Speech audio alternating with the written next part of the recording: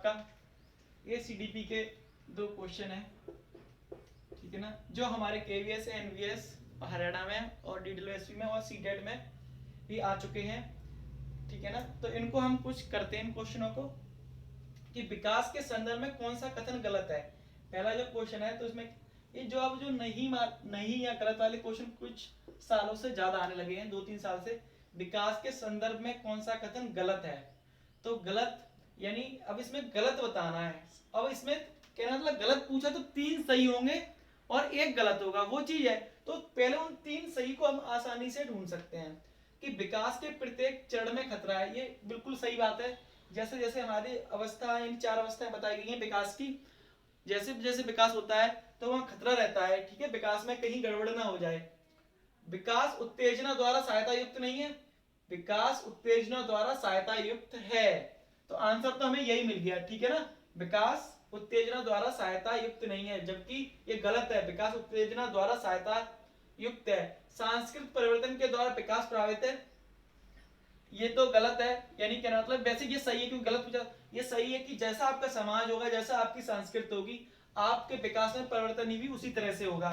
ठीक, विकास की प्रत्येक अवस्था में विशिष्ट व्यवहार है, जैसे जो 4 अवस्था है विकास की, उसमें बालक का अलग अलग व्यवहार होता है, तो ये भी सही था। और इन्होंने पूछा क्या था, ये 3 सही थे, मिल गया गलत, ये तो ये गलत वाला हमने आंसर लगा देना है कि विकास उत्तेजना द्वारा सहायता युक्त नहीं है, जबकि विकास उत्तेजना जो होती है उसके द्वारा सहायता युक्त है, ठीक है ना, ये चीज पता चल गई। अब क्वेश्चन 2, निम्नलिखित में से कौन सा कथन वृद्धि की विशेषता का प्रतिनिधित्व नहीं करता है। प्रतिनिधित्व यानी उसको सपोर्ट नहीं करता है, यानी कौन सी विशेषता है जो वृद्धि होती है, ठीक है ना। अब हम पढ़ेंगे पहला ऑप्शन, इसमें भी उन्होंने नहीं पूछा है, यह एक मात्रात्मक पहलू है, तो ये सही बात है कि एक मात्रात्मक पहलू है वृद्धि, ठीक है ना, तो ये तो सही है, तो ये गलत हो गया।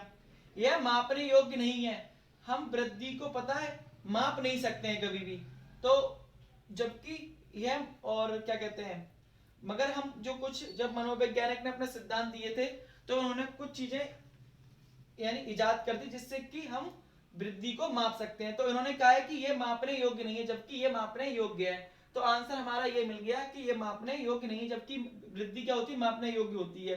हम कहते नहीं है कि ये जीवन की जीवन पर्यंत नहीं है, ये ठीक है, क्योंकि वृद्धि हमेशा यानी लाइफ टाइम नहीं चलती है, एक सीमा पर एक स्टेज पे आकर वृद्धि रुक जाती है, ठीक है ना।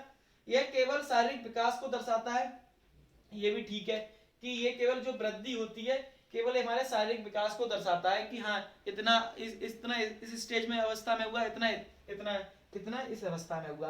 तो ये हमारे 4, जब हमारे 3 सही मिल जाएंगे तो वो जो सही वाले होंगे वो गलत होंगे। उन्होंने पूछा नहीं कि ये मापने योग्य नहीं है, वृद्धि को तो हम माप लेते हैं ना कि ये देखो इतनी कितनी एज हो गई, कितनी एज हो गई, ये ऐसे करके, तो इसका जो ऑप्शन होगा हमारा बी होगा। तो ये 2 क्वेश्चन थे, बहुत अच्छे थे, ठीक है ना। आप इन्हें फिर देखें, समझें। अगर आपको वीडियो पसंद आया हो तो इसे लाइक करें और सब्सक्राइब करें चैनल हमारा। धन्यवाद।